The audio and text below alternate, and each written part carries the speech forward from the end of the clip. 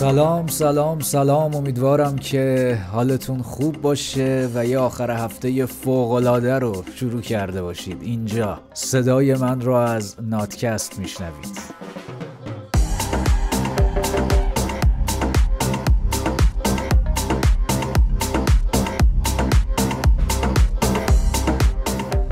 امشب میخوام در مورد قضاوت با هم دیگه، اینو میشه خورده کم کنید من حرف بزنم؟ نمیشه؟ اشاره میکنن نمیشه؟ باشه، پس موزیک گوش میدیم.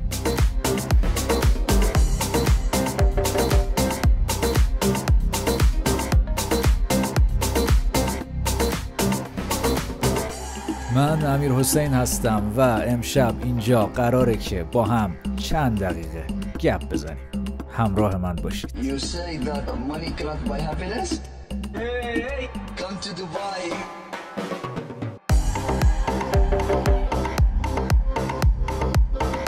خیلی خوب، یه خورده حالا هوامون عوض شد. حالا میریم سراغ اصل قصه.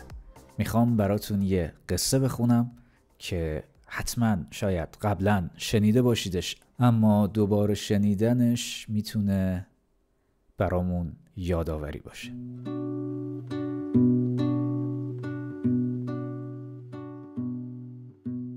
یک شب تو فرودگاه، خانومی که باید ساعتها منتظر پروازش میموند از یکی از فروشگاه‌ها یک کتاب برای خوندن تهیه کرد و همراهش یک بسته کلوچه هم خرید و رفت یه جایی برای خودش نشست. سرگرم کتابش بود که متوجه شد مردی که کنارش نشسته با پررویی تمام یکی دو تا کلوچه از بسته برداشت و مشغول خوردن شد.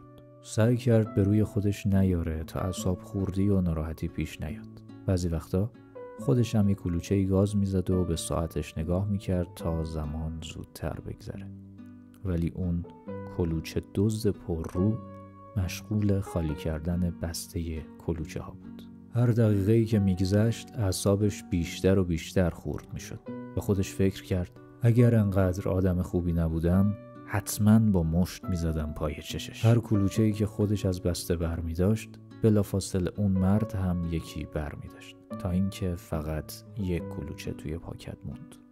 داشت با خودش فکر میکرد الان چه اتفاقی قراره بیفته، تا اینکه دید اون مرد با یه لبخند روی لباش کلوچه رو برداشت و نصف کرد.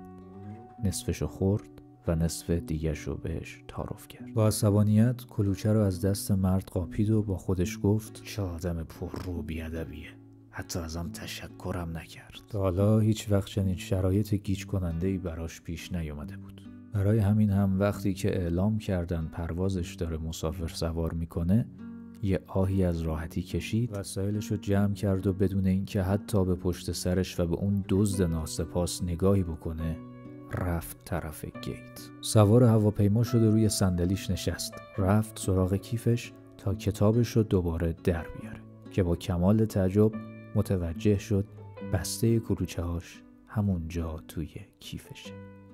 با کمال ناباوری به خودش گفت اگر بسته من اینجاست پس اون بسته کلوچه مال اون بدبخت بوده. تازه بیچاره بدون هیچ اعتراضی سعی کرد کلوچه‌های خودش رو با من تقسیم کنه. در نهایت غم و خجالت متوجه شد که دیگه برای معذرت‌خواهی خیلی دیره و در واقع کلوچه دزد بی‌ادب و ناسپاس خودش بود. امیدوارم این داستان براتون جالب بوده باشه. خیلی وقتا توی زندگی پیش میاد که ما کاملا مطمئنیم که توی یک مورد حق داریم یا حقیقت رو میدونیم، مثلا در مورد اینکه یه آدم دیگه چه کارهایی کرده یا به چه چیزهایی فکر میکنه.